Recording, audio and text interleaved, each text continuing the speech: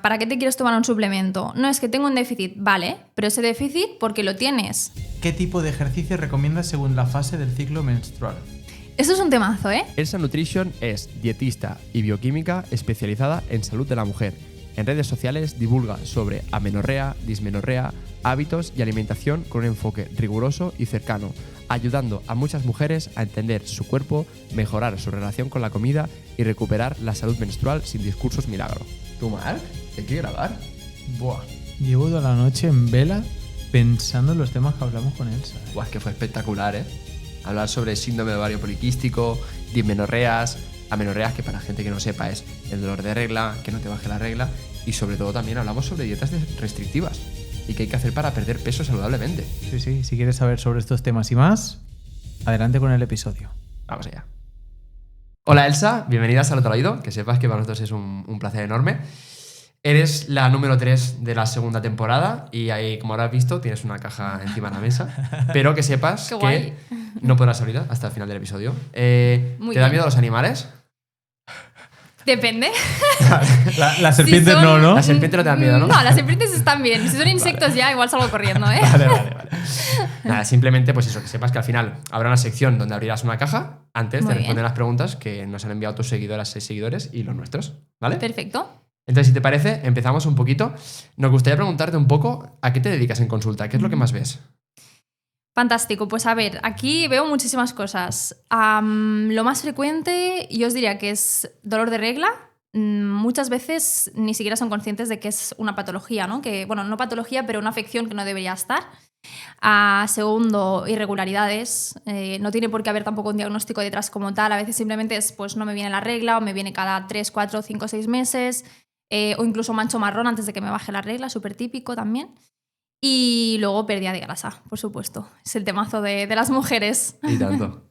Yo te quería preguntar una cosita. Del tema este de... Ahora también lo que se lleva mucho también es el SOP, lo del síndrome de ovario poliquístico, ¿no? Quiero que me expliques un poquito en qué consiste. ¿Qué es eso? Para la gente que, por ejemplo, no lo ha escuchado nunca.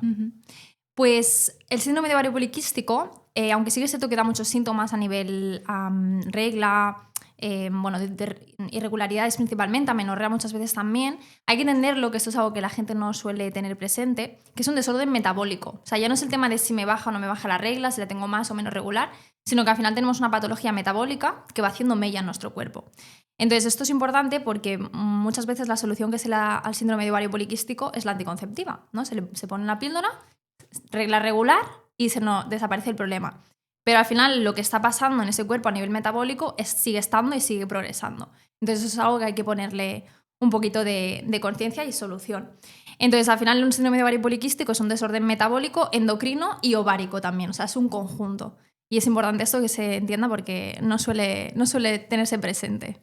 Claro, imagínate que ahora nos están escuchando mujeres y ya no mujeres adultas, sino chicas que les acaba de venir la regla o están pendientes de que les venga. ¿Cómo saben que podrían tener un síndrome de ovario poliquístico? O sea, ¿qué sensaciones, aparte de lo que decías de ausencias de regla y demás? Pues mira, los síntomas. Normalmente lo que se suele ver más son reglas irregulares, sobre todo. Amenorreas de 2, 3, 4 meses, incluso 6 he llegado a ver yo. Luego muy típico el acné, incluso hirsutismo, que es un crecimiento excesivo del vello, normalmente sale en barbilla, zona de la barriguita, bueno, un poquito por estas zonas. Esto sería lo más típico, así a nivel sintomatológico. Y luego también pueden pasar cosas que no se ven físicamente y se ven a nivel analítica, que es lo que se llama el hiperandrogenismo clínico. Eso sería lo más común. Pero lo más top es sobre todo ausencia de regla, reglas irregulares. Y en cuanto al SOP, ¿tiene que estar siempre asociado a quistes? ¿O no? No, eso es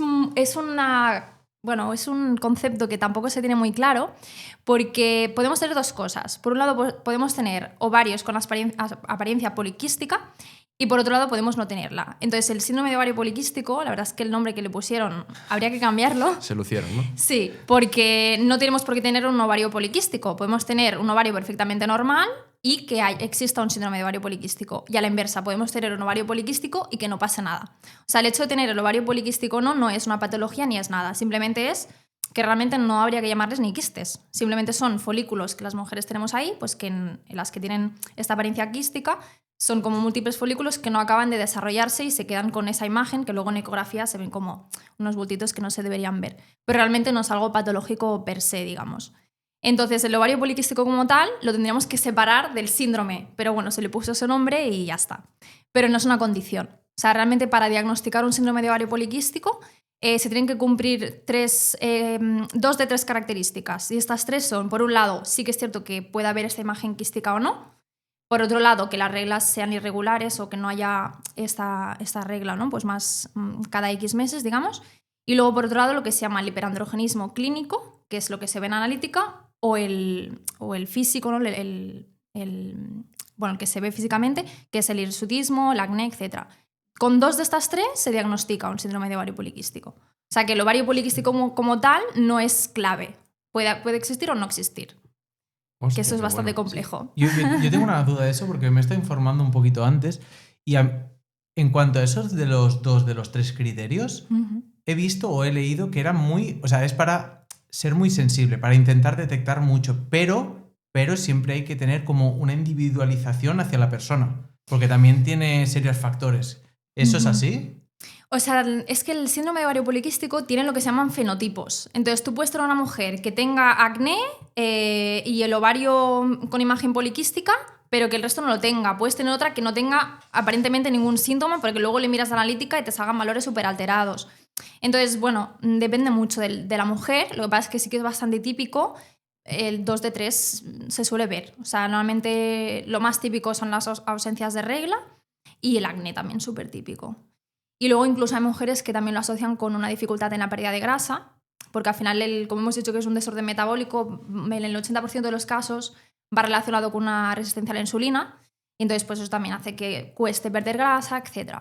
Pero sí, depende un poco. Lo que pasa es que para que te lo diagnostiquen como tal, sí que se tiene que cumplir a nivel médico, que esto ya es trabajo de los ginecólogos, los 2 de 3 criterios, exacto. Pero es que tiene nombre así como de poliquístico y parece algo más físico, pero al final es un desorden más metabólico. Totalmente. Sí, pero bueno, yo en realidad no me lo había planteado tampoco. Me ha dejado a cuadros. O sea, el mismo nombre ya te está indicando que no... O sea, que debería haber quistes y es que a lo mejor es lo que dices, ¿no? Sí. Que no es una condición. No tiene por qué claro. haberlos, exacto. Hostia, qué bueno. De hecho, es bastante frecuente. Yo tengo muchas mujeres con el síndrome, pero que el ovario lo tienen perfectamente. No se ve. Bueno, al final yo creo que son cosas que se tendrían que explicar mejor, ¿no? Y cambiarle el nombre, sobre todo. Habría que cambiarle el nombre. Totalmente. Sí. Antes de seguir con el episodio, queremos darte una noticia que puede cambiarte la vida. Si eres fisioterapeuta, entrenador o profesional de la salud y quieres aprender a programar ejercicio a largo plazo, déjanos decirte que tenemos una colaboración con Get Formaciones. Una formación en la cual aprenderás a controlar las variables del entrenamiento y de la carga y así entenderás cómo adaptar e individualizar el ejercicio al contexto de tus pacientes y así te empezarán a hacer caso. Porque sí, sabemos que no te hacen caso y lo sabemos porque Marc y yo, antes de hacer la formación, nos pasaba exactamente lo mismo. Ya son más de 200 exalumnos que se han convertido en expertos del ejercicio y si te gustaría beneficiarte de un 10% de descuento en todas sus formaciones, te invitamos a que pinches en el enlace que te dejamos en la descripción y que digas que vas de parte de Salud al Oído. Y ahora sí, seguimos con el episodio. Has hablado de ausencias de regla, ¿vale? Esto entiendo que te refieres a las amenorreas. ¿Podrías explicar esto para las personas que nos escuchan qué es? O sea, la amenorrea dentro de un síndrome de ovario poliquístico. Como quieras, o simplemente general. decir la amenorrea y empezamos a abrir ese melón. Vale. Pues sí, de amenorreas, que es exactamente lo que comentas, ¿no? La ausencia de menstruación. También es importante que lo conozcamos porque hay que diferenciar si se trata de una amenorrea derivada de un síndrome de ovario poliquístico o de otra afección. Entonces, de amenorreas podríamos diferenciar 3 tipos realmente. Podemos tener las que se llaman las amenorreas centrales, que son desórdenes que se originan en el cerebro hipotálamo, más o menos. Entonces, ahí podemos clasificar una muy famosa que seguramente les pueda sonar a más de uno y más de una, que es la amenorrea hipotalámica funcional. Que esto simplemente es que el cerebro decide que está en una situación de emergencia y que tiene que parar el ciclo menstrual. Que esto es muy común, por ejemplo, en mujeres deportistas, con ingestas bajas, pocos hidratos de carbono también. Pero luego, estas amenorreas a nivel central también se pueden producir por excesos de prolactina, que pueden ser fisiológicos. Por ejemplo, cuando una mujer da luz y está lactando, pues hay una prolactina elevada para inhibir el ciclo menstrual, entonces eso es fisiológico, ¿no? Tiene que suceder. Esas son las amenorreas centrales. Y luego tenemos las ováricas, que serían, por ejemplo, síndrome de ovario poliquístico, pues mi cuerpo no está ajustado a nivel hormonal y hay una ausencia de menstruación. Lo que pasa es que en estos casos sí que se suele ver un sangrado. Una amenorrea hipotalámica no lo ves nunca. Un síndrome de ovario poliquístico puede estar 2, 3, 4, 5, 6 meses sin regla, al final acaba bajando. Y luego también algo que los diferencia, que de hecho esto es una prueba que se hace a nivel ginecológico, es que si tú te vienes a una mujer con ausencia de menstruación, muchas veces se le da una progesterona, o sea, un fármaco, y se mira si menstrua. Si menstrua, ya sabes que no es un problema de amenorrea central, no sería una amenorrea hipotalámica y sería, por ejemplo, pues algo derivado, pues, por ejemplo, un síndrome de ovario poliquístico o cualquier otra. Porque estas mujeres que tienen el problema a nivel ovárico no tienen progesterona, pero sí que tienen estrógenos. Aquí esto quizás es un poquito confuso, pero digamos que el problema está más a nivel ovárico, le está faltando una hormona. Cuando el problema lo tenemos a nivel cerebral, no tenemos ninguna de las dos, ni estrógenos ni progesterona. Es un poco complejo, Hostia, ¿eh? sí. Todo esto yo creo que... Y al final es como un pez que se muerde la cola, ¿no? Porque Sí. si hay un desorden que provoca esto y hay el tema amenorrea que también es provocado por ejemplo, por el SOP, ¿no? Que has dicho que era un tipo. Sí, o sea, son cosas distintas, ¿eh? Normalmente, la que tiene una amenorrea hipotalámica no tiene por qué ver con un síndrome de ovario Vale. poliquístico, pero sí que es cierto que al final una amenorrea por un síndrome de ovario poliquístico hay que intentar corregirlo, porque o sea, por sí misma una persona que no está ovulando, no está fabricando progesterona, o le pones solución o eso no se va a corregir. Pero bueno, la buena noticia es que en el caso de las amenorreas centrales, como la amenorrea hipotalámica, eso tiene solución, relativamente fácil. Fácil no significa que se consiga rápido, sino que hay solución. Y en un síndrome de ovario poliquístico, bueno, esto dependerá mucho de la genética de cada persona. Hay mujeres que con un abordaje del estilo de vida, a veces con suplementos, a veces sin. Yo personalmente trabajo la mayoría sin. Muchas veces se corrige y podemos conseguir reglas más o menos regulares y minimizar síntomas. Y hay mujeres que no, que van a requerir un fármaco. Aquí interviene la genética de cada una. Si tenemos más carga genética, pues costará un poquito más. Y en cuanto al factor genético, eso, por ejemplo, esto que estamos hablando ahora serían más las amenorreas, por así decirlo, como secundarias. Sí, las que llamaríamos ováricas, exacto. ¿Y las primarias? ¿Eso sí que es totalmente genético o también hay factores que pueden influir así como más desórdenes? Las amenorreas primarias, que eso también, o sea, porque es que se pueden clasificar de dos formas, ¿no? Como hemos dicho, tenemos las centrales, las ováricas, y luego tenemos también las uterinas, que se llaman. Y luego las podemos clasificar en primarias y secundarias. Las primarias es cuando la mujer no ha tenido nunca la regla. Pues mujeres que a lo mejor 11, 12, 13, 14 años y no hay manera de... no baja. Que eso a lo mejor pues puede ser porque haya alguna alteración a nivel anatómico, pues que el útero no esté, no sé, alguna malformación, algún taponamiento de algún tipo, un himen que no está perforado, pueden ser 1000 cosas. Y luego las secundarias, que es lo que mencionabas, que es ya me ha bajado la regla, de golpe me desaparece. Exacto. Y ese me desaparece, pues hay que verlo. Vale, ¿por qué no me viene? Porque tengo una amenorrea hipotalámica funcional, ¿no? Tengo un déficit energético, por el motivo que sea, porque tengo un síndrome de ovario poliquístico, porque tengo la prolactina elevada, porque pueden ser 1000 cosas. Pero bueno, las más comunes suelen ser una de estas tres. Exacto. Al final todo se resume, bueno, todo no vaya. Las que has comentado, las hipotalámicas, has comentado que son las que son de cuando se activa la función de sobrevivencia del individuo y se anulan las de especie, ¿no? Exacto. O sea, todo lo reproductivo se anula y entonces por eso pierdes la regla, entiendo, ¿no? Sí. O sea, una amenorrea hipotalámica, la verdad es que a mí es de las patologías, bueno, no es una patología realmente, es un desorden. Pero para mí es como súper interesante porque al final no es más que una forma de cómo el cuerpo se adapta a la situación, ¿no? al medio en el que está viviendo. Entonces llega un punto en el que nuestro cerebro se dedica todo el rato a captar información del exterior, la procesa y emite una respuesta. Entonces, cuando empieza a captar muchísimas señales que son estresoras, que se llaman, tenemos unas neuronas muy bonitas que se llaman quispeptinas, que se encargan precisamente de esto. Entonces lo que hacen es van integrando estresores, ¿no? Pues un estresor que puede ser como poco, vale, otro estresor ¿cuál es? No como hidratos de carbono. Otro estresor ¿cuál es? Hago mucho deporte, por ejemplo, o no mucho, pero suficiente para que lo que estoy comiendo no me cubra. Otro estresor que es entreno en ayunas. Otro, pues a lo mejor la acabo de dejar con mi pareja, estoy de oposiciones, tengo un trabajo muy estresante o tengo una patología de lo que sea que me está generando un estrés fisiológico. Entonces, cuando varias de estas señales se integran, el cuerpo dice, bueno, y ahora como me quedé embarazada me da un algo. Entonces dice, bueno, pues cierro el chiringuito y se acabó. Entonces es bastante...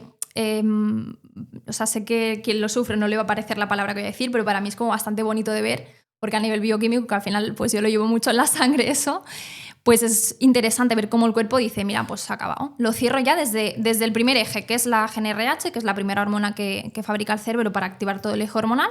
Lo cierran, no fabricó más y se acabó. Entonces no tenemos ni estrógeno ni progesterona. Y esto es un problema. porque es lo mismo que o sea, los síntomas, las consecuencias son las mismas que en menopausia. Estamos en las mismas.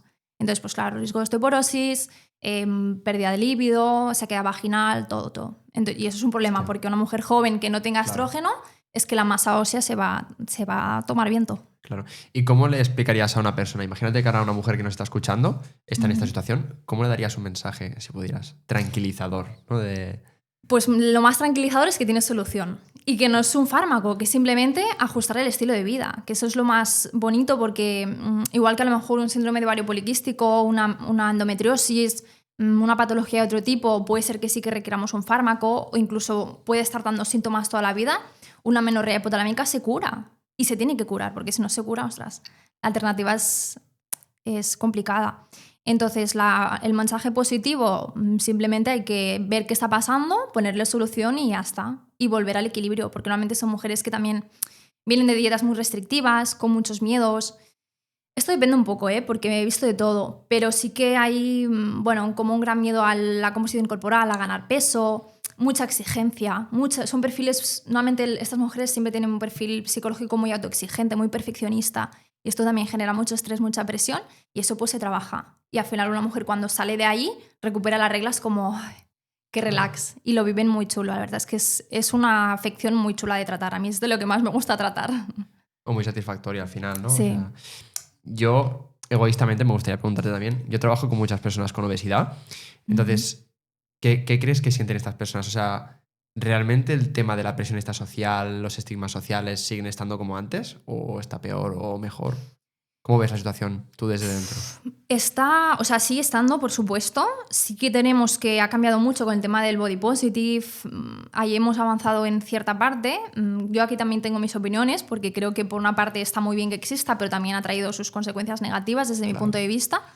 Pero sigue estando. O sea, el estigma de no quiero engordar o incluso mujeres, ¿no? Yo he tenido mujeres en consulta de, ostras, tengo una amenorrea incluso de años, de 2, 3, 4 años, con ya problemas a nivel de masa ósea, que el ginecólogo ya no sabe ni qué hacer, porque, bueno, llega un punto en que cuesta mucho, no existe. La verdad es que hoy en día fármacos para tratar una amenorrea hipotalámica, o sea, no hay ningún fármaco que nos vaya a hacer recuperar la regla, pero fármacos para minimizar el impacto que tiene perder la regla tampoco hay. Hay algunos que minimizan un poco, pero cuesta mucho, hay también mucho desconocimiento, entonces el impacto es grande. Entonces, pues eso, tener mujeres incluso en estos puntos de, ostras, lo estoy pasando mal, me está afectando, y aún así no querer salir de ahí por miedo a, es que si gano peso, si gano grasa, o vale, quiero recuperar la regla, pero no quiero cambiar mi composición corporal. Claro. Entonces, bueno, eso no estamos en casos de obesidad, pero sí que viene un poco de la mano, ¿no? Que sí que se sigue viviendo igual. Lo más normal es que exista una resistencia a todo el tema composición corporal, ganar peso, muchísimo foco en perder grasa más que en ganar músculo. Yo siempre intento cambiar el enfoque, pero sigue estando. O sea, no sé si mejor o peor, porque yo también soy joven y no llevo aquí 40 años dedicándome, pero desde que empecé, que a lo mejor llevaré 10, yo no he visto que mejore. O sea, está igual. Joder. Sí. La cosa... No, te lo digo porque al final a mí a veces me genera mucha fricción esto, ¿no? Y es una putada porque intentas, ¿no? Que todo esto mejore, que lo que decías, visibilizar el trabajo de fuerza también para ganar masa muscular y no tanto, o sea, no centrarnos tanto en perder grasa, sino en ganar masa muscular. Pero bueno, es complejo, la gente le cuesta todavía comprenderlo. Sí, bueno, yo creo que sí que es cierto que parece como que se ha apagado un poco esa cultura de la delgadez que existía antes. Ahora se puso mucho más de moda todo el tema del fitness y de estar fuerte, pero claro, tampoco deja de ser una presión, porque vale, está muy bien estar fuerte y tener un glúteo increíble, que está muy de moda en mujeres, ¿no? Pero ¿por qué lo hacemos? ¿Lo haces por ti? ¿Lo haces por el otro? ¿Lo haces para gustar? Entonces, bueno, yo siempre animo, al menos a través de redes, de, oye, mira, está muy bien tener un cuerpo fantástico, pero que sea funcional. Y que está muy bien que tengas un glúteo increíble, pero también está muy guay que sepas sacar 4 dominadas siendo mujer, que es un retazo. Entonces, pues, bueno, intentar poner un poco el foco ahí. Y eso baja mucho la presión.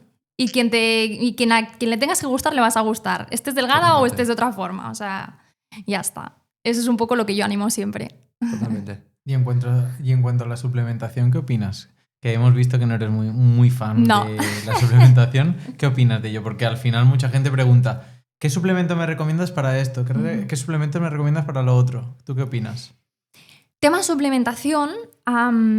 Aquí el problema es que tiramos mucho en la sociedad del a mí me funcionismo, que lo llamo yo, ¿no? Es que a mi prima le ha funcionado tal, o es que me han dicho que el magnesio sirve para dormir, o es que la creatina, no sé cuántos. Entonces yo veo gente gastándose cantidades ingentes de dinero en suplementación, que yo cuando les pregunto, vale, pero esto ¿para qué te lo tomas? Y se quedan así en plan, bueno, no, porque me han dicho que van bien. Y yo, vale, pero ¿va bien para qué?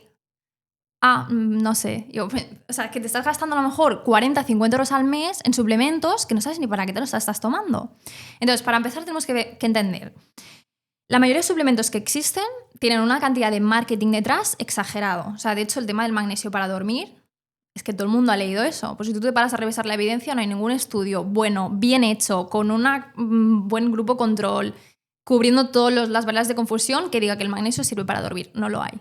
Lo que pasa es que, bueno, pues hay 4 estudios mal hechos que dicen que sí, entonces ya está, ¿no? Un estudio en personas mayores que tenían déficit de magnesio, que claro, les dieron magnesio y mejoraron el sueño. Ya, pues que si no tengo un déficit de magnesio... Entonces el problema es que la gente eso no lo entiende. Entonces, yo siempre animo, oye, vamos a volver al básico. O sea, ¿para qué te quieres tomar un suplemento? No, es que tengo un déficit, vale, pero ese déficit, ¿por qué lo tienes? Porque si tienes un déficit de hierro, porque tu alimentación es súper pobre en hierro, tienes menstruaciones muy abundantes, etcétera, pues vamos a intentar corregir eso, ¿no? O sea, a mí no me sirve nada poner un suplemento si luego lo voy a dejar y voy a estar igual. Eso por un lado. Y luego el otro es el tema de que funcione o no, ¿no? Por ejemplo, la creatina. Suplemento también súper estudiado, con muchísima evidencia detrás. ¿Qué tanto por ciento de mejora te va a ofrecer la creatina? Un 1%. ¿Una mujer de 35 años que entrena por salud tiene que tomar creatina? Pues yo creo que no. Ahora bien, no, es que me hace ilusión. Bueno, pues entonces tómatela. No, pero mi opinión es un poco esa, que creo que se nos va de las manos el... Primero, por un lado, que le damos como mucho más importancia de la que realmente tiene el cómo un suplemento nos va a ayudar. Y por otro, que no... O sea, estamos a veces buscando como la solución milagro. ¿Tengo síndrome de ovario poliquístico? Vale, pues me voy a tomar mioinositol, vitamina D, zinc, magnesio, melatonina para dormir y luego no sé qué. Ya, pero es que... ¿Y tus hábitos? ¿Comes verdura, comes fruta, comes frutos secos, legumbres, haces deporte, descansas, te da el sol? No, pues entonces, ¿para qué te sirve gastarte 60 euros al mes en suplementos? Es que no tiene sentido, ¿no? Entonces, no es que los suplementos no me gusten, pero creo que se utilizan muy prematuramente, muy mal y en demasiada cantidad. O sea, primero hábitos. Y si tienes algún déficit, entonces ponemos un suplemento. Pero ese déficit se tiene que corregir de otra forma. Esa es un poco mi visión. Sí, eso es lo que hablamos mucho Arnau y yo. Sí, al final es el discurso que acompaña para mí los suplementos, ¿no? El totalismo de Exacto. esto, blanco o negro. Hay grises. Ya está. Exacto. Claro. Si la persona tiene un estilo de vida adaptado y lo tiene bien, pues entonces si vemos que hay déficit, mejóralo. Pero Claro. si no... No, Sí, es a que veces no tendemos tiene... a... Bueno, y sobre todo a las soluciones pasivas, ¿no? Que eso Claro. supongo que te debes encontrar muchísimo. Es mucho más fácil. Mira, hoy comentábamos un vídeo que ha salido en Insta, no sé si lo has visto, del Dr. Longevity que salía una fila, así con inteligencia artificial, una fila en una tienda que ponía como Pastillas, como algo pastillas Sí. y en la otra ponía que valía pasta y en la otra ponía free, de gratis, y no había ni Dios, y ponía cambio Claro. de hábitos. Claro. Al final tendemos a nivel cultural a todo eso, y ahora lo comentas, que cuesta Sí. mucho cambiar los hábitos. Porque a la gente le gustan las soluciones milagro, Claro. que es lo que pasa un poco también en redes sociales. Los perfiles que dan mensajes más radicales o más, ¿no? Es que plátano engorda, la solución es comer este tipo de alimentos, o si quieres adelgazar, come estos otros. Esa gente tiene miles y miles de seguidores. ¿Por qué? Porque ofrecen soluciones rápidas, que la gente es lo que quiere oír, que luego a lo mejor ni lo aplican y se siguen comiendo el plátano, etcétera, ¿no? Que el plátano no engorda, por si alguien se lo pregunta. Pero buscamos un poco la solución milagro y no queremos hacernos responsables de lo que realmente conlleva enfrontar el problema, ¿no? Cogerlo por el toro por Real, los cuernos, que se claro. llama, y decir, "Ven, ¿qué tengo que hacer? ¿Me pasa esto? Pues voy a responsabilizarme". Claro, es que si no duermo bien, no como bien, no hago deporte, no camino, ¿no? Persona también que entrena pero es sedentaria. Es que eso se tiene que corregir. Pues es mucho más fácil que te digan, no, tienes síndrome de ovario poliquístico, tranquila. Te pongo aquí un suplemento que lleva chorrocientas cosas y te solucionan los problemas. Por eso también la píldora anticonceptiva se utiliza tanto. Porque si tú me vienes con me duele la regla, la tengo irregular, tengo acné, pues te doy una pastillita que te lo quita todo, aunque por dentro sigas jodida y ya está. Entonces eso es lo que la gente tiene que entender e intentar priorizar, de decir, vale, a mí me va muy bien quitarme los síntomas de encima, pero yo quiero llegar a los 80 años bien, ¿no? No ahí rescatando todo lo que, bueno, poniendo parches, no tiene sentido. Y con los suplementos yo creo que muchas veces se utilizan para eso. Sí. Para las personas que a lo mejor están detrás del vídeo ahora y a lo mejor dicen, no, esto es falacia, esto no me lo creo, ¿podrías explicar tu experiencia? Porque según tengo entendido y lo que cotillado en tu Insta, tú pasaste una época complicada, empezaste a cambiar muchos hábitos y empezaste a ver cambios brutales, ¿no? ¿Cómo fue todo eso? Sí. Yo venía de un estilo de vida, bueno, como el que tenía la mayoría de gente, de no hacer deporte, ¿no? Las mujeres también, en esa época no estaba tan de moda el fitness como ahora, entonces la mujer era la típica que, o sea, lo que se nos decía era salir a correr, hacer 200 tablas de abdominales en casa y ya está. Esa era con lo que yo crecí. Luego se puso de moda el fitness y ya todo esto cambió. Pero yo era una persona completamente sedentaria que no hacía absolutamente nada con mi vida y comía, no es que comiera mal, pero es al final lo que comemos todos, ¿no? Que si tú no tienes ni idea de nutrición, pues sí, sabes que tienes que comer un poquito de verdura, un poquito de fruta, pero no entiendes por qué. O yo qué sé, los típicos ultraprocesados de donetes, oreos, etcétera, te las comes y yo, por ejemplo, en ese entonces pensaba que el peor problema que me iba a traer eso era que me iba a engordar. Y yo, como estaba muy delgada, decía, bueno, pues para mí no es un problema, pa'lante, no me lo como y ya está. Entonces, pues yo pasé un momento también un poquito bajo de ánimos por situaciones personales de mi vida y empecé a entrenar. Entonces me di cuenta que entrenar me hacía estar como mucho más feliz. Encontré como, bueno, la dopamina, ¿no? Del entrenamiento y ahí me enganché. Entonces ya al empezar a entrenar y ser constante te hace ganar músculo, te empiezas a ver mejor, te pones menos enferma y ya fue una rueda. O sea, eso ya me hizo... De hecho, esto me pasó cuando estaba en el último año de bioquímica, estudiando bioquímica. Y una vez empiezas a entrenar, empiezas a cuidar también más la alimentación, ya me puse a estudiar también dietética y ya está. Entonces, para mí, yo pasé de ser una persona con insomnio, apática, incluso sin una meta de vida. Yo no sabía qué quería hacer con mi vida. Sin hobbies, todo mal, o sea, todo mal. Acné también tenía muchísimo, bueno, fatal. Súper delgada, como digo, a estar siempre feliz, no me ponía enferma nunca. O sea, yo tenía anginas, amigdalitis y cosas así, como semana sí, semana no. O sea, era exagerado. Estaban a punto de operarme y todo. Ninguna más. O sea, ahora este año sí que tenía una época un poco más chunga por estrés, pero quitando eso, nunca más. O sea, increíble. Incluso también problemas crónicos de cuello. Todo, se me fue todo. O sea, fantástico. Así que para mí es la mejor medicina sin ningún tipo de duda. Y lo he visto en mí, pero lo veo también en mis pacientes. Que en un mes trabajando, de hecho, esta semana pasada he tenido revisión con 2 pacientes y llevamos un mes. Y una me lo decía, Elsa, es que no me he tenido que tomar ni un ibuprofeno para la regla. Y dice, ¿pero cómo puede ser? La otra es que llevo 2 semanas y me noto súper deshinchada. Digo, bueno, es que al final es que es la base, o sea, es que está ahí. O sea, si tú te cuidas, se nota, de todas formas. Bueno, porque no tienes esas carencias que comentábamos. Claro. No necesitas suplementos porque no tienes carencias. Claro. Está súper... Claro. Sí, es que es una cosa que yo siempre lo digo. Evidentemente, ahora está muy de moda también todo el tema de las dietas ancestrales, ¿no? El estilo de vida ancestral. A ver, sí y no, porque está muy bien, pero la crema solar hay que usarla. Pero sí que es cierto que si nos ponemos a pensar, ¿no? Ostras, nuestros antepasados han vivido sin suplementos y han evolucionado y han vivido bien. Evidentemente, la esperanza de vida era muy distinta y ahora tenemos cosas que cubrir, pero me refiero que no hace falta. O sea, está muy bien que nos nutramos y que pongamos cosas, yo que sé, el aguacate, que a lo mejor aquí no lo teníamos antes, o que sí, otras cosas que no teníamos, pero no hace falta que nos tomemos pues la creatina para desayunar, la melatonina para dormir, el magnesio para no sé qué, la ashwagandha para no sé cuántos. No hace falta, es que no. O sea, coge ese dinero, invierte en un nutricionista que te enseñe un plan 2 meses y luego ya está. Yo siempre lo animo a eso. Vale, Elsa, y para que me quede claro, por lo que hemos dicho lo más importante, tema de, bueno, saber los hábitos que tiene la persona y trabajar esos hábitos. Si una persona que tiene, por ejemplo, un SOP va al médico, ¿cuál es el tratamiento estándar que se suele dar? Lo más típico, anticonceptiva. O sea, píldora anticonceptiva y a volar. Ya está. Muchas veces ni se ofrecen otras opciones, otras veces sí, pero aquí el problema es el desconocimiento. Porque al final un médico está muy bien enseñado, en cuanto hay síntomas se le pone un tratamiento farmacológico, ¿no? Que es al final lo que los médicos estudian en la carrera, pero muchas veces se nos deja de lado a los otros profesionales, pues en vuestro caso fisios, en mi caso dietistas, entrenadores personales también. Y por ejemplo, el síndrome de ovario poliquístico, que hemos dicho que es un desorden metabólico, en el que el 80% de casos va asociado a una resistencia a la insulina. Jolín, si yo bajo la resistencia a la insulina, muchas veces los síntomas mejoran. Entonces, en un síndrome de ovario poliquístico, lo primero que se tiene que hacer es abordar los hábitos. Oye, ¿cómo está siendo tu dieta? ¿Hay resistencia a la insulina? Sí o no. Si la hay, se trata. Si no, se previene, que eso también es importante, porque si no la tengo hay que prevenirla porque puede ser que aparezca. Y luego intentar ver si hay algún déficit de minerales, vitaminas, que también es muy típico.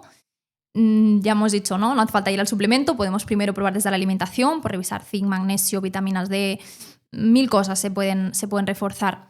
Y cuando eso está cubierto, paralelamente también se tiene que trabajar la masa muscular. ¿Por qué? Porque la resistencia a la insulina se disminuye mucho con una masa muscular suficiente. Entonces, el combo ideal para tratar un síndrome de ovario poliquístico, nutrición y entrenamiento, sin ningún tipo de duda. Y complementarlo con el estrés. Si la persona tiene mucho estrés, en este caso la mujer, si tiene mucho estrés, pues eso también está bien bajarlo. Pero bueno, el combo básico sería nutrición y entrenamiento. Que no se mejoran los síntomas y se siguen teniendo, entonces se plantea, mi pirámide es base, nutrición, entrenamiento, gestión del estrés, descanso también importante. Si esto no funciona, entonces se puede probar algún suplemento. Hay suplementos que nos pueden ayudar con la resistencia a la insulina, hay suplementos que a lo mejor pues, hay mujeres que no metabolizan correctamente algunas vitaminas, pues oye, se pone ese refuerzo, hay que verlo esto en función de cada caso. Y si esto ya no funciona y no se consiguen menstruaciones regulares, o no regulares, sino más que regulares, ovulatorias, que esto también se puede mirar.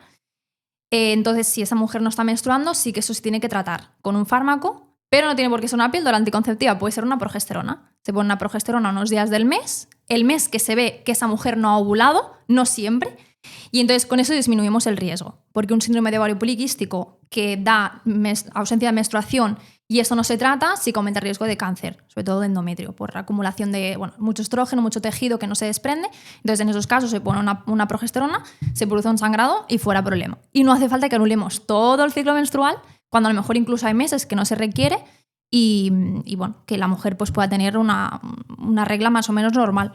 Entonces, es importante conocer que hay opciones. Incluso a veces antes de la progesterona también se dan fármacos como la metformina, que se utiliza para resistencia a la insulina. Esto hay que verlo.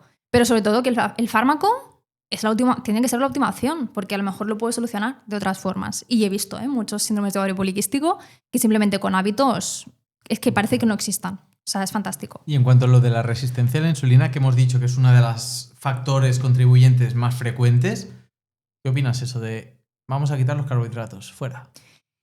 Porque yo cuando pienso en insulina digo carbohidratos me voy directo.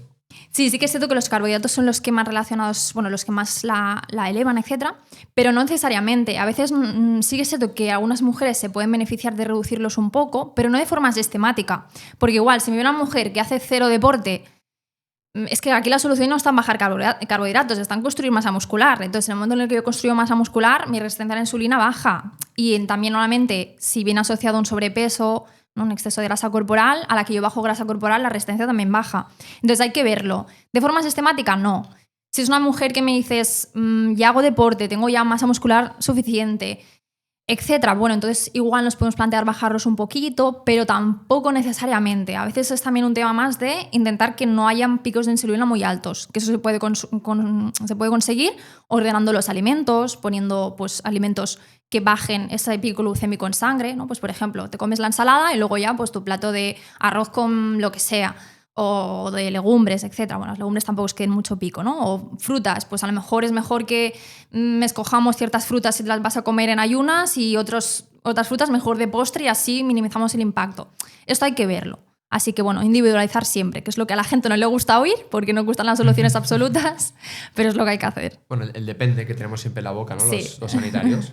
A Depende. los que no somos, que no nos posicionamos mucho. Al final, adaptarte a la persona y al contexto que tienes delante, ¿no? Exacto. Es que es la palabra estrella, el depende, ¿no? ¿Y esto para quién? ¿Y este suplemento me va a funcionar a mí? No lo sé, depende. Exacto. Es clave. Vale, rescatando cosillas que nos interesan, que creo, a nosotros y vaya a la gente que nos escucha. Has hablado de acné, por ejemplo. ¿Qué tienes que decir sobre esto? Pues mira, el acné, desgraciadamente, en mujeres es muy común. Tenemos el acné adolescente, que muchos lo hemos padecido, por no decir todos, y luego existe también el acné de la mujer adulta y no del hombre. Que esto ya, las mujeres nos hemos llevado a la palma, yo lo digo siempre, digo, madre mía. Sí. Los hombres tenéis un cutis perfecto a partir de determinada edad, es fantástico. Las mujeres tenemos mucha tendencia, sobre todo es a partir de los 25 años, las que padecemos acné, yo me incluyo porque también lo he sufrido bastante, y es un acné que te puede durar muchos años, incluso hasta los 30 y pico, 40, es un rollo, porque te afecta mucho a la autoestima, incluso molesta, pica, duele, es horrible. Entonces es un acné que lo que hay que entender, aquí lo que yo destacaría, hay que entender que siempre es hormonal. O sea, esto de que no, el acné te viene por yo qué sé, por cosas de la ropa, de la higiene, no. O sea, el acné es hormonal 100%. Y también va muy asociado a la resistencia a la insulina. Por eso con el síndrome de ovario poliquístico suele ir tanto de la mano. Entonces, aquí, ¿qué hay que hacer? Primero, revisar toda la parte de hábitos también. O sea, si mis hábitos son malos, como muchísimas harinas refinadas, azúcar añadido, tengo resistencia a la insulina, tengo, ¿no?, también exceso de grasa corporal que va de la mano de esta resistencia. Si yo mejoro esto, muchas veces la calidad de la piel mejora. Otras veces incluso ni mejorando esto. Porque aquí es muy complejo. De hecho, tengo también un taller específico de casi 2 horas hablando sobre el tema porque da para mucho, pero aquí hay que entender que podemos tener, o sea, se puede deber a un tema de resistencia a la insulina y a veces no de, o sea, perdón, se puede deber a un tema hormonal, pero a veces no es que cursemos con excesos de hormonas que provocan acné, ¿no?, que normalmente son andrógenos. Pues a lo mejor pues tengo un exceso de testosterona, androstenediona, lo que sea, que eso me provoca acné. A veces tú te miras en analítica, estos valores están normales, pero tienes acné, que es hormonal siempre. Y a veces lo que está sucediendo es que tenemos una sensibilidad exagerada a estas hormonas. ¿A nivel genético? Sí, eso a veces sí, son cosas que pasan. Hay mujeres que tenemos más tendencia y menos. Entonces, esto es muy típico de que esto también pasa con todo, no con acné, sino también con 1000 patologías, bueno, de la salud hormonal femenina, que es, ostras, es que me pasa esto, pero me he hecho una analítica y me sale todo bien. Bueno, es que las analíticas hay que verlas, pero muchas veces hay cosas que no se ven por esto, ¿no? Puedo tener un acné por que siempre es hormonal, pero que en analítica no se vea porque tengo una sensibilidad exagerada. Y esto, pues sí, hay muchos factores genéticos, pero influye sobre todo a nivel de estilo de vida, influye alimentación, estrés, sobre todo, y también los productos cosméticos que usemos. Si usamos productos comedogénicos que obstruyan los poros, no hay una rutina correcta, o un exceso de higiene, que también es muy típico. Yo, por ejemplo, hubo una época que también tenía acné porque utilizaba, al final, por desconocimiento, exfoliantes físicos, ¿no? Pues el típico cepillito que venden en el Primark de tal, que te lo pones y te dices, esto tiene que irme maravilloso porque cuando más te limpias, más va... No, esto te irrita y aún te genera más problema. Entonces, quien tenga acné, por favor, que vaya al dermatólogo, sobre todo, que se lo miren, que a veces también se confunde con rosácea, eso hay que mirarlo. Y luego con el diagnóstico, pues oye, de nuevo, vámonos a la raíz. ¿Cómo son mis hábitos? ¿Está todo bien? Vale, pues entonces ya veo qué hago. A veces sí que necesitamos un fármaco. Cuesta un poco, ¿eh? El acné, la verdad, es que es una afección que cuesta bastante solucionarla y a nivel alimentación se pueden hacer muchas cosas. Yo he visto mucha mejora, pero no es una alimentación muy sostenible en el tiempo porque es muy restrictiva. Entonces, bueno, se pueden hacer cosas, pero no es cómoda. Entonces, paciencia. Y puede ser que, por ejemplo, depende de la fase del ciclo menstrual, haya más acné o menos. Sí, totalmente. Normalmente el acné suele salir, cuando salen más así, sobre todo granitos puntuales, más en lo que es la fase lútea, que es la segunda fase antes de la menstruación. Al final también bajan los estrógenos, suben, bueno, al final bajar estrógenos. Los estrógenos es lo que hace que la piel se vea bonita. Entonces, si bajan y tengo más predisposición, bueno, se activa más, se fabrica también más sebo y es más común, sí. Vale, pues esto, al final, yo creo que sobre todo para las chicas adolescentes les interesa, ¿no? Al menos yo, con mi pareja lo hablamos mucho, este tema, ¿no? El tema de este acné que va saliendo a veces en días antes de la menstruación, ¿no? Súper típico, sí, el típico granito. Sí. Bueno, ahí tampoco hay que, o sea, eso tampoco se asume y ya está. El problema es acnés persistentes que no se van, que molestan mucho y afectan la autoestima. Pero bueno, siempre hay cositas a hacer. Claro. Exacto. Y rescatando otro tema, que has hablado de las dietas muy bajas en calorías, esto hablamos en otro podcast con Alba también, que es endocrina. Para ti, ¿a partir de cuánto se considera que es una dieta muy restrictiva? O sea, ¿a partir de cuántas calorías? A ver, esto, claro, depende mucho de la mujer, porque si te viene una mujer que hace mucho deporte, va a tener un límite... O sea, bueno, depende cómo lo expliquemos, ¿no? Pero, por ejemplo, 2 mujeres con la misma composición corporal, o sea, que pesen lo mismo, que midan lo mismo, con la misma edad, etcétera, que su metabolismo basal, por ejemplo, aproximadamente sea el mismo, pues una que haga mucho más deporte va a necesitar más energía, entonces el límite será distinto. Pero por lo general yo no le recomiendo a nadie, esto es un concepto que a lo mejor la gente no lo entiende tanto, pero yo no recomiendo nunca bajar por debajo de lo que es el metabolismo basal, que eso se calcula con fórmulas, lo calculamos los dietistas nutricionistas y a partir de ahí yo no bajaría nunca. Pero claro, una una persona que haga mucho deporte, si está consumiendo su metabolismo basal, ya está muy, muy por debajo. Entonces no te puedo decir un número, pero sí que te diría al final estar en déficit calórico permanente. O sea, si tú estás... primero, que si estás perdiendo peso, ya estás en déficit calórico. Entonces, bueno, eso hay que vigilarlo. Si tienes margen de peso para perder, ok. Si no, cuidado. Porque está muy bien estar delgada, visualmente, estéticamente, cumplimos el canon, todo maravilloso, fantástico, pero nos puede traer consecuencias. Y la gente tiene que entender que la grasa corporal está para algo. No solo para generar calor, sino también para generar hormonas sexuales, etc. Claro. Que es también lo que hablábamos antes, ¿no? Si hay un déficit de ingesta calórica, modo supervivencia del cuerpo y... Amenorrea, ¿no? Amenorrea, exacto. ¿Eso te lo encuentras mucho? Sí, o sea, es bastante común. De hecho, ahora mismo, por ejemplo, en consulta tengo...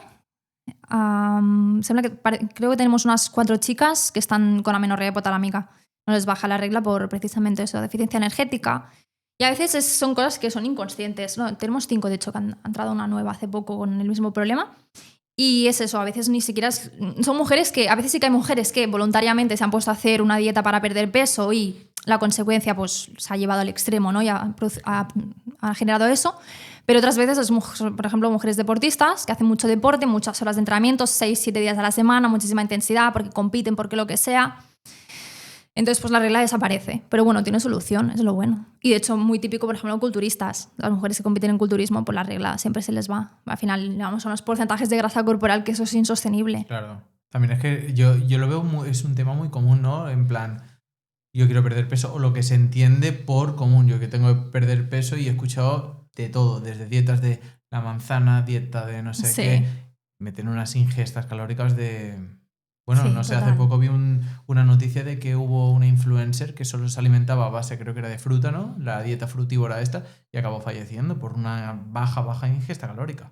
Madre mía, A saber todos los problemas que conlleva eso, todo lo que comentas. Sí. Sí. En todos los apartados que hemos estado hablando, en todos decías baja alimentación, ingesta calórica baja, problemas... Sí, porque es que hay que entender que el tema de comer poco es que ya no es solo la energía que consumimos. O sea, al final lo que comemos nos da energía, pero es que también nos da vitaminas, nos da minerales, nos da compuestos bioactivos, nos da 1000 cosas. Entonces, cuando yo, de hecho en nutrición, que esto quizá también responderá un poquito a la pregunta que has hecho, que decías, ¿qué límite hay? Se dice, lo que pasa es que tampoco es que haya mucha cosa escrita, pero se dice que normalmente no se recomienda bajar, o sea, que las dietas por debajo de 1200 calorías no se sostienen porque no aportan los nutrientes necesarios. Lo que pasa es que una dieta de 1200 calorías para una persona que mida 1,70 a lo mejor ya es demasiado bajo. Normalmente los metabolismos basales de las mujeres, dependiendo de lo que midan, están en 1300, 1400, están por ahí.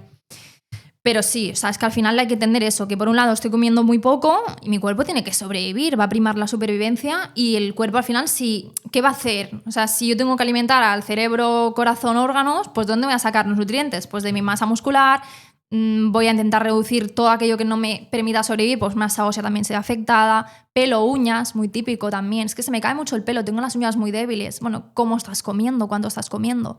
Y descanso. O sea, no sabes la cantidad de mujeres que me vienen, les ponemos una dieta, muy típico que incluso sin un objetivo de restricción calórica no se consuman carbohidratos por la noche, por miedo, ¿no? Engordan, tal. Y vienen mujeres a consulta, les ponemos, sobre todo con mucho problema de insomnio, ponemos hidratos por la noche y empiezan a descansar mejor. Ostras, que es una locura. Llevo 2 semanas y es que no me tengo que tomar ni la melatonina. 2 pacientes hemos tenido esta semana con eso. Es que ya no me tomo ni la melatonina. Y digo, es que claro, estás comiendo pues nada de triptófano, es que... Y volvemos a lo que decías. No hemos valorado los otros aspectos metiendo ya suplementación que dices de melatonina. Exacto. Yo porque de cerca he vivido el tema ese también de la desnutrición y puede parecer que, o sea, en nuestras cabezas también piensan la típica persona que está delgada, pero es que eso se ve... Incluso gente que dice, hostia, no me lo imaginaba. Yo he visto amenorreas hipotalámicas en personas con obesidad, que eso es muy común también, ¿eh? En obesidad también a veces es un tema a nivel metabólico que se regula todo, pero incluso personas con sobrepeso con amenorrea hipotalámica, por déficit energético. Y eso pasa.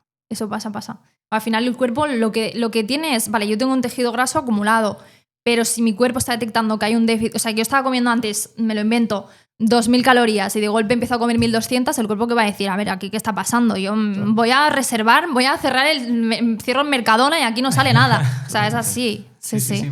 A guardar toda la grasa. Sí, exacto. Bueno, claro, esto es lo que hablábamos también con Alba, que al final, si tú ya tienes un contexto de obesidad y haces una dieta restrictiva, o sea, si tu cuerpo ya está percibiendo que no tiene energía, si encima le haces esta dieta restrictiva, todavía entra más en lo de eso, de cerrar el Mercadona, ¿no? Y entonces al final ralentizas todavía más el metabolismo basal. Sí. Entonces, entras en un bucle de... Esto es un jodido, temazo, ¿eh? Porque, Sí. o sea, también algo que me lo encuentro mucho es... Bueno, es lo que yo lo llamo la tumba metabólica, ¿no? Sí, que es total. he comido tan poco. De hecho, tengo 2 pacientes así ahora mismo también en consulta que venían de comer tan poco que han ido bajando. Y claro, el cuerpo se acostumbra. O sea, esto es algo que estudiamos en dietética, nutrición, que es que no podemos sostener dietas hipocalóricas en el tiempo durante mucho tiempo, valga la redundancia, porque el cuerpo va haciendo adaptaciones metabólicas. Entonces yo tengo pacientes que tú las ves físicamente y dices, vale, pues sí que a lo mejor hay un sobrepeso y miras lo que... ¿no? Y nuevamente piensas, una persona que tiene sobrepeso es porque come mucho. Ostras, tengo pacientes con sobrepeso que están comiendo 900 calorías al día. Es que es una locura. Y engordan con eso. Sí. O sea, es que respiran y engordan, eso es una barbaridad. Entonces, claro, eso es un problema porque venían, ¿no?, de arrastrar muchísimos meses, de comer muy poco, el cuerpo se va adaptando y luego salir de ahí, ¡fua! Bueno, yo de Tremendo. hecho tengo una paciente bariátrica de manga gástrica que antes de la operación le hicieron una dieta que me trajo un papel amarillento de, no sé, 1979 o por ahí, que le hacía comer una doctora 200 gramos de arroz repartido en 5 comidas al día. Madre mía, tío. O Y sea, poco más. ¿eh? Y poco más. No, solo eso. Arroz y ya está. Arroz y ya está. Madre Lo que mía. 5 decimos de comidas. las dietas, manzana, arroz... No, y no solo eso, sino había otro día que era comer 5 huevos repartidos en todo el día. Madre mía. Es una barbaridad. O sea, dices... Claro, al final entras en un estado de eso, de tumba metabólica que saca tú a esa persona de ahí, claro. Ni con ejercicio. A lo Es mejor. muy complicado. O sea, cuando llegamos a estos puntos cuesta mucho, no porque cueste realmente, o sea, evidentemente se puede salir, pero al paciente le cuesta mucho entenderlo. O sea, cómo viene una persona, que esto a nivel psicológico es muy duro, ¿eh? También para el profesional. Porque te viene una paciente que quiere perder grasa, porque le sobra grasa, realmente tiene un sobrepeso, está comiendo muy poco y tú le dices, no, es que para salir de aquí tienes que comer más. Claro, la paciente te mira con una cara que o se fía muchísimo de ti o se piensa que la estás engañando. Totalmente. Y entonces tenemos que pasar por un proceso de comer más, incluso puede ser que en algún punto nos tengamos que ver un poquito peor y luego, poco a poco, vamos recuperando. Y eso cuesta mucho hacérselo entender, cuesta mucho aplicarlo y sobre todo cuesta mucho sostenerlo en el tiempo. O sea, yo cuando me he encontrado casos así, los 2 primeros meses muy bien y el tercer mes desaparecen porque no lo ven claro, por mucho que se lo expliques. Al final, yo entiendo que, ¿no? ¿Cómo voy a adelgazar si como más? Pero es la solución. Es que o salimos de ahí o salimos de ahí. O sea, no hay otra. Es muy difícil, totalmente. Y cuesta mucho identificar esta gente. Ya, o sea, no quiero decir, porque entiendo que en un momento le preguntarás, a lo mejor en tu visita, de qué comes a lo largo del día, ¿no? Sin llegar a ese punto, ¿puedes sospechar ya que esa persona tiene una desnutrición? O sea, prevenir los resultados. Sí. ¿Te refieres? O sea, yo sin saber lo que comen, Sí. saber si tiene, o sea, si está en una toma metabólica o no puedo saberlo. No se O sea, puede. necesito hacer un registro dietético, entonces yo ahí calculo lo que comen y entonces ya veo, ostras, pues porque al final una persona con sobrepeso puede ser que sea porque realmente está comiendo más de lo que gasta, o bien porque come, o bien porque no hay una actividad física, o porque a lo mejor estamos en este punto. Entonces, no, eso se tiene que evaluar. Sí, a simple vista complicado. Es complejo, la verdad.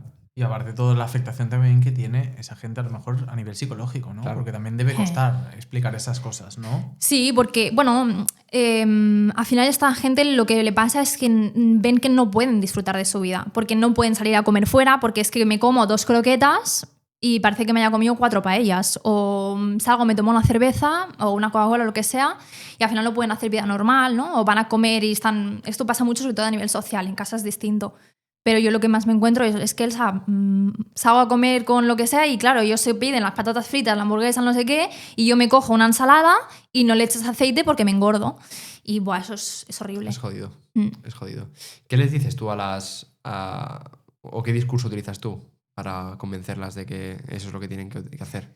¿Les explicas lo del Mercadona y todo eso? Pues mira, lo de Mercadona la verdad es que me lo he sacado de la manga aquí. Pues es buena, ¿eh? Pero sí, la voy a empezar a utilizar. ¿Qué analogías, no? Al final, ¿cómo le explicas a una persona de calle Lo más fácil. lo que le... Exacto. Lo más fácil. Yo la verdad es que intento explicarlo todo mucho y repetirlo. O sea, repetirlo hasta la saciedad y sobre todo intento entender si esa persona está dispuesta a escucharme. Porque hay personas que lo entienden y venga, a por todas, se lo explica así perfecto, y luego si realmente detrás hay un tema psicológico, entonces hay que derivar a psicología sí o sí. Claro. Entonces hay que ver también un poco cómo responde la paciente, qué caras te pone. A mí siempre hago videollamadas para ver, bueno, yo te explico y a ver qué cara me pones, ¿no? Y le pregunto, ¿cómo lo ves? Tal, ¿no? O empezamos la dieta, sí, todo bien, al cabo de unos días, ¿qué tal? ¿Cómo vas? Bueno, venga, vamos a hacer un registro, porque también es muy típico que tú hagas una pauta para que coman más y luego realmente coman menos, porque no se fían. Entonces, bueno, pides fotos, intentas ver un poco ahí y ves qué resistencias hay. Si hay mucha resistencia, pues probablemente hay un tema de autoestima psicológico, entonces eso hay que basarlo en la psicología. Porque al final yo no te puedo sacar de un estancamiento metabólico si no me haces caso. Claro. Entonces, si tú tienes muchísimo miedo a esto, pues eso hay que trabajarlo de la manera de psicología. Pero sobre todo intento explicar mucho, porque también me encuentro mucho pacientes que vienen y me dicen, es que he ido a tal profesional y me dieron esto, pero no entiendo por qué. Entonces digo, pues, ¿por qué no? Pero a veces que yo no quiero echarle la culpa al profesional, porque creo que el paciente también tiene que preguntar, oye, vale, me has puesto esto, pero ¿por qué me lo has puesto? Pero también animo a los profesionales que nos oigan de, oye, explícale a tu paciente por qué le pones un suplemento o por qué le pones la verdura antes de lo que sea o los frutos secos que sean estos, ¿no? Explícaselo. Pues que la información es poder. Nosotros siempre lo decimos. Exacto. De ahí el propósito del podcast, porque, y lo comentamos fuera de cámaras también, que hay cada mensaje que tela. Entonces, si explicamos las cosas bien, le damos una justificación, siempre es mucho más sencillo que la persona lo comprenda. Está Que claro. lo entienda. Un segundo, antes de seguir con el episodio. Marc, ¿sabías que el 88% de gente que nos ve en YouTube no nos sigue? ¿Qué me dices? ¿Y eso qué quiere decir? Pues que van a tener 15 años de mala suerte. Hostia, ¿y qué tienen que hacer para no tenerla? Pues tienen que suscribirse, darle me gusta, porque esto nos ayuda a que podamos seguir teniendo gente de calidad. Hostia, bueno, en Spotify pasa lo mismo, ¿eh? A ver si ¿Qué le pasa van en dando, Spotify? que le vayan dando las 5 estrellitas. Genial. Si nos estáis viendo desde YouTube, comentad, darnos me gusta y suscribiros. Y si estáis en Spotify, darnos las 5 estrellas. Y recordad, si sois un perfil con obesidad o cáncer, Marc está divulgando sobre cáncer en su perfil de Instagram. Aquí os lo dejamos abajo. Y yo estoy divulgando sobre obesidad en mi Instagram. Seguidnos. Seguimos con el podcast. Vale, también de todas las cosas que hemos estado hablando y que has dicho que ves muy a menudo, otra de las que has dicho es el dolor de regla, que lo ves muy habitual y tienes gente que pasa por eso ahora mismo. ¿Qué opinas de eso? ¿Debería doler? ¿No debería doler? Una gran pregunta. A ver, aquí hay que tener en cuenta que todo lo que sea, cualquier dolor de regla que sea incapacitante, que nos obliga a quedarnos en casa, a cancelar planes, modificar lo que íbamos a hacer, eso ya no es normal. ¿Qué es normal? Bueno, una molestia, al final hay una inflamación, estamos expulsando un tejido, puede ser, ¿no?, que haya una cierta sintomatología, pero que no nos condicione nuestro día a día. Si la regla te condiciona tu día a día, eso hay que revisarlo. Problema, que probablemente te digan que es lo que hay. Entonces, aquí hay que entender varias cosas. Por un lado, podemos tener patologías, como por ejemplo endometriosis, miomas, adenomiosis, 1000 cosas que nos pueden generar dolor de regla. Y por otro lado, puede ser, de nuevo, el temazo del episodio de hoy, un problema de hábitos de estilo de vida, qué como, qué no como y cuánto me cuido. Entonces, hay muchos dolores de regla, por no decir la mayoría no, porque al final también hay mucha patología, pero muchísimos que con un buen estilo de vida, curado. O sea, locura, ¿eh? He visto yo casos de ibuprofeno cada 6 horas a no tomar ni uno. Simplemente con alimentación. Bueno, estilo de vida en general, ¿no? Pero sobre todo alimentación. Entonces, no. Sobre todo nos tenemos que quitar de la cabeza que la regla no tiene que doler. O sea, puede molestar, pero no doler. Súper importante. Porque encima es algo muy común. Muy, muy común. Y a nivel de alimentación, ¿qué les haces? ¿Qué les recomiendas? Bueno, pues depende, ¿no? Supongo.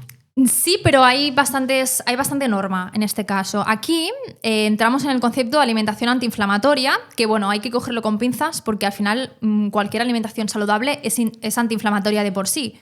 Pero sí que es cierto que hay alimentos que bueno, tienen un potencial más antiinflamatorio que otros, ¿no? Pues te va a ser más antiinflamatorio, por ejemplo, bueno, no antiinflamatorio como tal, pero por los compuestos que tiene, unos frutos rojos que por ejemplo la manzana. Entonces, bueno, escoger esa alimentación, potenciar estos alimentos, asegurar de nuevo que estemos bien nutridas, que haya suficientes vitaminas, minerales.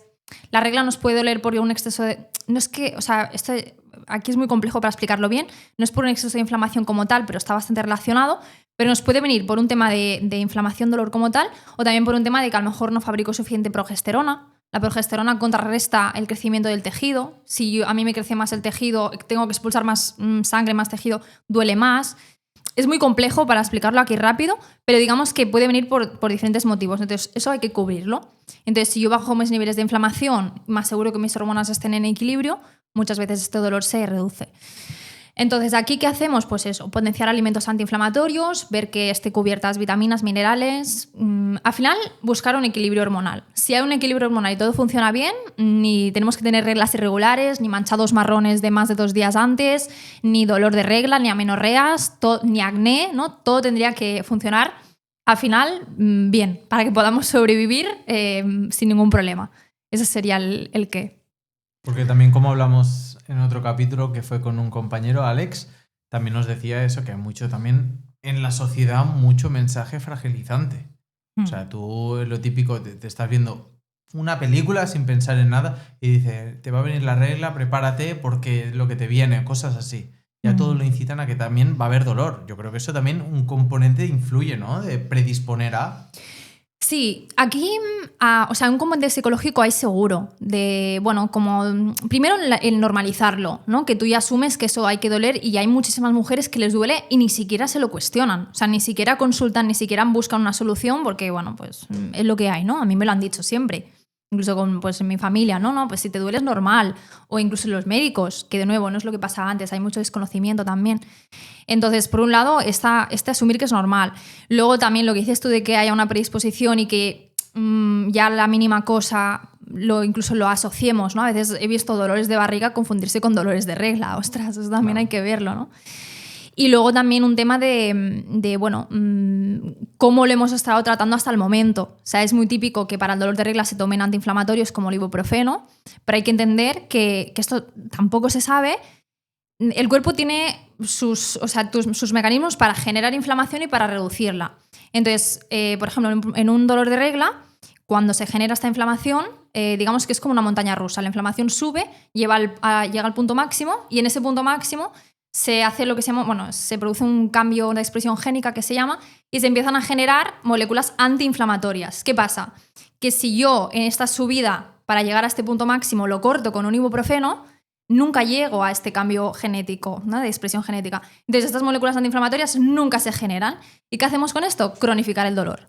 Entonces, a más ibuprofeno, más crónico durante más tiempo, luego es mucho más difícil también ver una remisión. Entonces, ojo también con las medicaciones, ¿no? Porque es muy fácil no, me duele la regla, pues bueno, ¿para qué me voy a poner a mirar alimentación, estilo de vida, descansos si me tomo un ibuprofeno y ya está, ¿no? No me cuentes historias. Claro. Ya. Pero es que llegará un punto en el que ya en vez de un ibuprofeno cada 2 al día van a ser 3, luego van a ser 4 y luego incluso procesos de fibrosis que, bueno, ahí ya, eso ya hay que evitarlo. Entonces, bueno, es importante también tener un poco estos 3 en cuenta que hemos comentado. Claro. Sí, porque yo también lo que me he estado informando es que durante la menstruación también hay hay unos factores que ocurren. Más que nada te lo comento esto por el tema de que teniendo en cuenta no debería doler en el caso de que todo esté dentro de lo normal, porque he visto, por ejemplo, que hay contracciones involuntarias, lo que dices tú, lo de la inflamación hasta un pico óptimo y luego automáticamente se baja por los mecanismos. Los problemas que duelen, si ya está todo normal, son cuando esto se dispara, ¿no? Cuando no está controlado, la contracción es demasiado exagerada, inflamación demasiado exagerada, ¿no? Entiendo que ahí sí que a lo mejor habría que intervenir de otra manera, porque ahí sí que los mecanismos no están tan regulados. Intervenir de otra manera, ¿a qué te refieres? ¿Con fármaco? Podría ser. Sí, o sea, por ejemplo, si hay una patología, una endometriosis, vamos a poner la típica, ¿no? Que la endometriosis, el síntoma principal, sobre todo, es este dolor de regla. Claro, aquí lo que estamos teniendo es un exceso de hormonas. Bueno, es que hay un exceso de hormonas. Hay un crecimiento de tejido donde no toca. Entonces, el tejido genera hormonas, estrógenos, concretamente. Entonces, claro, esto con la alimentación, o sea, tú no lo vas ni lo vas a eliminar. Puedes ayudar a que, bueno, minimizar el impacto, pero no lo vas a eliminar. Eso es una patología genética, digamos. No hay solución. Entonces, eso va a necesitar un fármaco sí o sí, para pararlo, para minimizar el dolor, para evitar la progresión, etc. Pero hay casos que no tiene por qué haber una patología como tal, que bueno, sí que puede venir porque puede ser que haya algo desregulado, puede ser que a lo mejor haya, yo qué sé, un mioma, que a veces eso incluso se opera, se quita y se acabó el problema. Eso hay que verlo un poco. De todas maneras, hay que ponerse a mirárselo. O sea, sí, si dura la regla hay que exacto. mirarlo. Hay que asumir que tienes que ponerte en manos de un profesional y valorar. Y pueden ser 1000 cosas, pero hay que mirarlo, está claro. Y sobre todo que no pongan como solución la anticonceptiva sin probar nada más antes. Claro. Exacto. Pues no sé, Marc, si tienes alguna pregunta más, pero las seguidoras y seguidores sí que tienen preguntas. Sí. Así que antes de abrir la caja, Elsa, si te parece, te lanzaremos algunas preguntillas. Perfecto. Esto es el paso previo a poder abrir la caja y destapar la serpiente. Pero yo te bien. lanzaré una antes de mirar estas, ¿vale? Que es algo que me llama a mí mucho la atención. Esta sería la mía, ¿vale? ¿Puede ser que haya una amenorrea al dejar las pastillas anticonceptivas? ¿Es normal? Sí. A ver, normal no necesariamente, pero puede pasar. O sea, lo normal es que si tú no tienes ningún problema con la menstruación, claro, hay que ver también cuánto tiempo hemos estado con anticonceptivas, ¿eh? Porque he visto anticonceptivas de literalmente 30 años tomándola. Wow. O sea, sí, tranquilamente. Entonces ahí hay que ver. Pero normalmente, si no hay ninguna patología, tú dejas anticonceptiva y cuando te tuviera que bajar la regla, te baja. Y debería bajar normalmente. ¿Qué pasa? Que sí que es cierto que podemos tener alteraciones incluso un año después de haberla dejado. Entonces yo lo que digo, date 3 meses de margen, mira qué tal. ¿Que a los 3 meses te sigue haciendo tonterías? Revísalo. Oye, que miremos que no haya, pues eso, algo que se hayan cultivado de base, que esto pasa Claro. mucho. Me lo encuentro mucho, chicas que a los 15 años les han puesto una anticonceptiva porque, bueno, no sabemos qué te pasa, tómatela. Pasan 15 años, la dejan y, sorpresa, ahora a ver Claro. qué tengo, ¿no? Claro. Entonces, bueno, sí, 3 meses para ver y luego ya si no consulta, incluso si se quiere consultar antes que se consulte, pero si se quiere dar en margen, pues 3 meses. Y si en 3 meses pasan cosas raras, pues revisarlo siempre. Que no dé miedo ir al médico o al profesional que sea porque hay que verlo. Súper. Te voy diciendo las preguntas. Perfecto. Hay muchas que son cosas que hemos ido hablando, o sea que no hace falta que vuelvas a entrar, que hay muchas cosas que ya están dichas, pero te lanzo, ¿vale? Ainara nos comenta que para quien usa anticonceptivos hormonales, ¿hace falta suplementación? A ver, sí que es cierto que los anticonceptivos hormonales afectan la absorción de vitaminas y minerales, pero de nuevo, necesito un suplemento. ¿Cuál necesito? ¿Para qué? Pues vamos a verlo, ¿no? Primero, ¿cómo te estás alimentando? Con unas anticonceptivos hormonales simplemente se refuerzan las vitaminas y minerales afectados y ya está. Ahora bien, que te hacemos una analítica y tienes la vitamina D baja y es invierno, no te va a dar el sol, pues entonces quizás sí que va bien una vitamina D, o tienes un déficit de hierro porque X, pues a lo mejor ponemos un suplemento, llevamos a niveles normales y luego mantenemos. Pero así sistemáticamente, pues no. Individualizar. Individualizar, depende, exacto. Genial. Tenemos 2 de Carolina que nos dice, opinión sobre la dieta keto. Vale. A mí, honestamente, me parece una mierda, o sea, hablando en plata, porque principalmente se aumenta el consumo de alimentos muy ricos en grasas saturadas, colesterol, de nuevo, bajamos hidratos al máximo, ya hemos dicho que en mujeres eso es un estresor y a largo plazo es insostenible, o sea, es que hay hidratos por todos lados, entonces yo no la veo para absolutamente nada. Y además en los estudios que se utilizan, ¿no? Tanto para pérdida de grasa como incluso para rendimiento, en rendimiento no me voy a meter tanto porque no es tanto mi campo, pero para pérdida de grasa ya se ha demostrado que no es superior a dietas tradicionales con presencia de hidrato de carbono. Así que yo no la recomendaría nunca y menos a mujeres. De hecho, la mayoría de mis pacientes con problemas de amenorreas hipotalámicas vienen de no dietas keto, pero sí muy bajas en hidratos. Así que no. Y para tiroides, fatal. Que es lo que hablábamos Sí. antes. Y la segunda es, ¿cuál es la mejor manera de comer para las mujeres? Pues la misma que para los hombres. O sea, al final es alimentación saludable, con abundancia de productos de origen, alimentos de origen vegetal, cereales integrales, verduras, frutas, frutos secos, legumbres y un poquito de variedad. O sea, no comer siempre lo mismo, variar un poquito para tener diferentes aportes, pero no hay tampoco mucha diferencia. Si hay patologías, dolores, etcétera, pues entonces se puede potenciar más una cosa u otra, pero en general la alimentación saludable. No hay una diferencia con los hombres, digamos. Al final, yo creo que alimentarse y no comer, ¿no? Exacto. Tendemos a no saber diferenciar el alimentarse del comer. Exacto. Comer comida exacto. real, simplemente, ¿no? Exacto, eso es. Y otra vez, depende. No desayuno nada. Exacto, la conclusión. Siguiente de Judith. ¿Qué tipo de ejercicio recomiendas según la fase del ciclo menstrual? Eso es un temazo, ¿eh? Porque sí que hay estudios, ¿no?, que dicen que a lo mejor las mujeres podríamos modificar un poco los entrenamientos en función del ciclo, pero luego en general, si te paras a mirar la evidencia, no hay nada concluyente que te diga, no, en fase folicular haz esto, en fase lútea haz esto. Mi experiencia creo que igual, ¿no? Conclusión, depende. La mujer nota que le va a bajar la regla, está súper floja, no tira, bueno, pues igual se va a beneficiar de bajar un poquito la intensidad esos días. Que no nota nada, oye, pues dale caña. Que te viene la regla y por lo que sea pues te duele, estás en tratamiento, ¿no? Ya hemos dicho, comiendo mejor tal, pues bueno, hasta que no mejores, pues a lo mejor ahí te beneficias de bajar intensidad. Pero en cuanto al tipo de ejercicio, el que te guste, realizando ejercicio de fuerza ya lo sabemos, pero al final el que te guste. y luego yo lo que variaría es la intensidad en función de la mujer. Pero así que lo que se dice de no, fase folicular, fuerza, ovulación a tope porque tienes el pico de tal, fase lútea, yoga, pilates, tú haz lo mismo siempre que te vaya bien, te guste y ya está. No hay problema. Otra que tenemos, que esta ya quizás es un poquito larga, pero bueno. ¿Podrías explicar el método de control de la fertilidad a través de la ovulación? Bueno, esto da para un episodio o dos. Rápido así. De podcast. Bueno, esto lo que se refiere es al método sintotérmico, que se utiliza mucho, de hecho va muy bien, tanto para... El método sintotérmico funciona para prevenir embarazo, para buscarlo y también para analizar el ciclo. Pues eso, ¿no? Hoy tenemos reglas que son irregulares o que mancho marrón más de 2 días antes de que me baje, etcétera. Pues el método sintotérmico nos da mucha información. Y entonces es un método que nos permite, hay otros tipos, pero yo el que utilizo, por ejemplo, es el sintotérmico y con el registro de diferentes variables, pues temperatura, moco cervical, sensación vulvar, que se llama, eso se hace un registro y se puede ver en qué fase del ciclo estamos. Es muy interesante. Lo que pasa es que explicarlo es complejo, hace falta también enseñar gráficos, etcétera. Entonces aquí no da tiempo. Y de hecho, precisamente tengo un taller de 1 hora y media, casi 2, que lo explico tranquilamente. Entonces, si a alguien le interesa, pues que sepa que lo tiene disponible también. Súper. Y vamos con las últimas preguntas que tenemos de Paula. ¿Hay algún síntoma común que solemos normalizar, pero que en realidad indica un desajuste hormonal? Dolor de regla, irregularidades de más de 7 días. O sea, si la regla se te retrasa más de 7 días, eso también yo lo revisaría. Que vaya haciendo fluctuación, ¿eh? No que si siempre son 7 días, al final simplemente es que tu ciclo es largo y ya está. Pero sobre todo dolor, amenorreas y manchados marrones. ¿Y fatiga? Fatiga, sí. También? O sea, sí, claro. Eso también sería... No tiene por qué ser algo vinculado al ciclo menstrual, pero sí que podría ser, por ejemplo, un problema de tiroides, sí, o de falta de hidratos de carbono, también muy típico, baja ingesta energética. Lo más típico es el dolor y los manchados marrones lo veo un montón también. Mujeres que se pasan una semana, 4, 5, 6 días manchando marrón antes de que les baje la regla, después no, después es normal. Y bueno, pues en mi regla no, ahí hay un problema, o sea, hay un problema.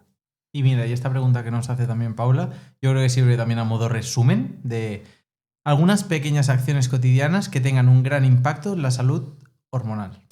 Pues voy a dar aquí un dato que no se lo va a esperar nadie, que es que cuando te levantes por la mañana se te exponga o te expongas 30 minutos a la luz del sol. No con, o sea, no hace falta que te dé el sol, sino que te dé la luz. Es decir, que tus ojos puedan captar esa luz. Pues si tienes una terraza, un balcón, puedes salir a pasear, pues despertarte 30 minutitos de paseo, de estar en el balcón, eso es una maravilla. O sea, nos ayuda a descansar mejor. Regula las reglas, no a todo el mundo, porque hay diferentes causas, pero regula reglas, minimiza dolores, o sea, es una barbaridad.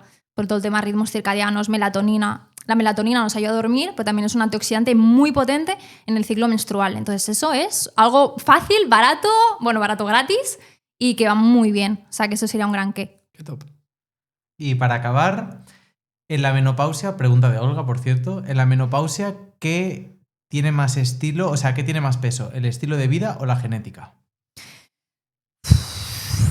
A ver, claro, es que depende de qué, ¿no? Si me dices de antecedentes de patologías graves, pues la genética, si tú tienes una alteración cromosómica que hace que no tengas mecanismos de reparación celular frente a cáncer, que ahí estás. Pero quitando esos casos que son también excepcionales, sin duda el estilo de vida. O sea, yo que sé, en osteoporosis, pues sí, en función de los antecedentes, la envergadura corporal o a nivel cardiovascular, ¿no? También tenemos como estos factores. Pero el estilo de vida afecta, pues si fumo, si bebo, si hago deporte, si como saludable. O sea que sí, quitando los casos excepcionales, estilo de vida, sin duda. Súper, genial. Pues antes de ir a la sección de la caja, si quieres dejar redes sociales, página web, explicar cómo te pueden contactar y demás. Perfecto. Es el momento. Pues mi principal método por Instagram, que es elsa.nutrition en inglés. Ahí me pueden encontrar para lo que quieran, me puedes escribir mensajes. En el mismo Instagram tengo enlace a mail, está el enlace también para la web y también WhatsApp, que me pueden escribir para lo que quieran. Y ya está, les puedo ayudar tanto a través de talleres como de asesorías para lo que necesiten. Y si a alguna le queda alguna duda, que me escriba y yo se la resuelvo sin problema. Súper. Bueno, Arnau, creo que se la ha ganado, ¿no? Ha llegado el momento de ponerle el nombre a la serpiente. Creo que se la ha ganado. No hay agujeros, hay una pista ahí, ¿eh? No bueno, tengo fe en que no sea ningún insecto. No. Con eso me conformo. Adelante, sí. A lo mejor está muerta. Sí, exacto. Si quieres ya, aparte si quieres un poquito el micro, que también estés... Eso es. A ver. Tienes una navajita ahí. Si quieres abrir... Chan, chan, chan, chan, chan. Está bien cerrada, ¿eh? Está bien cerrada. Sí. Y, Es un diplomita, no sé si lo has leído. Romper mitos y no corazones. Elsa Viñuela, invitada número 3 de la segunda temporada. Un honor, por cierto, que antes no lo he dicho. Igualmente. El 7 es fácil. Eso es. Qué bien. Yo creo que eso se saca fácil. Ahí está. Hostia, lo que hay celo por debajo, ¿no? Ah, no. Hostia, que bien abierto. Vaya Hay varias cositas, ¿eh? Polín. Mira unas pegatinas, qué chulas, ¿eh? Tenéis un Son logo muy súper guays. chulo. Eso, Irene. Irene, que Irene, dejamos su Insta gracias. siempre abajo. Es una crack. Es una crack. Guay. Oh, botellita de cristal para las hormonas. Exacto. Ah, hostia, mira. No os he visto que tiene el logo ahí también. Ay, qué chulo. Sí, sí. Muy bien. Muy bien, muchísimas gracias. Polín, ti, ya qué ves. chulo. Esto es para pintar. Es que nos han chivado. Chulo. Nos han chivado que tiene estos gatos. Sí. Me encantan los gatos. Y Qué entonces guay. dije, no sé, pensamos que sería algo chulo pintar una cajita. O sea, es como una taza Qué así guay. navideña. Es chulísimo. Sí, súper guay, la verdad. A ver. Ay, qué mono. A ver, espera. No me Ahora para que nada. esté rota, ¿sabes? ¿Te imaginas? Está bien, está bien. Mira qué chulo. Es guay, es guay. Es un buen plan, así para tu novio, para liar a tu novio también es chulo. Lo liaré. Es guay, es guay. Qué guay. Luego me parece que hay un par de cosas. Sí. Polín. Vale. Ese déjalo para el último si puedes. Vale. Queda el lanyard, me parece.